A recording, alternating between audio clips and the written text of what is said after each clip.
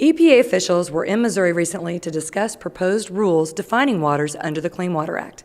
These potential changes have sparked a lot of controversy with farmers and ranchers, with concerns that this may represent government overreach. We spoke with EPA Administrator Gina McCarthy to hear more about the proposed changes. I think that one of the reasons we're out here is to clarify that we really have the same intentions and we really want to work together. The most important thing is for people to comment and to roll up their sleeves, tell us what those concerns are, the real world concerns, and we'll work through each and every one of them. Within the proposed rules, there are 56 exemptions that are classified as normal farming practices that would not require permits. Those are the kind of activities that are great for water quality, that maintain soil on our farms, that prevent erosion, that are great for water quality, and we just want them to happen. So we made sure to list those so there never needed to be a conversation. Not that the farming community doesn't love to talk to EPA, but sometimes the best rule is we don't have to hang out together. Everybody knows what you're supposed to do, and that's what we really want with this. Clean water is not just an agricultural issue, but it is a common interest to everyone. We are going to have a rule that in the end will provide the certainty that the farming community needs to have,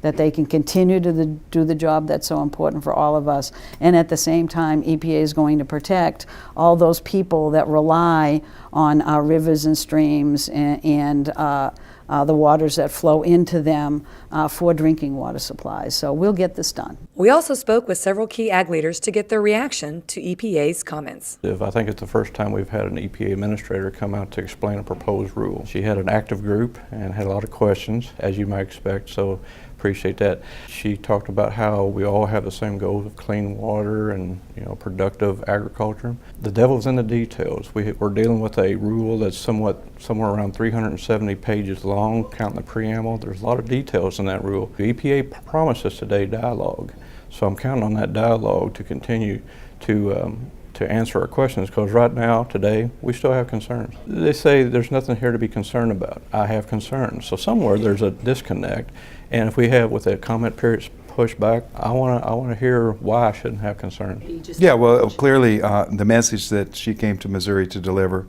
is that we need not worry, that we in agriculture need not worry about the rule does. But if you read it carefully, I think there's lots of instances where it broadens the jurisdiction of the EPA over the land that we farm, and that's a concern to all of us. Trust seems to be a key element between both sides.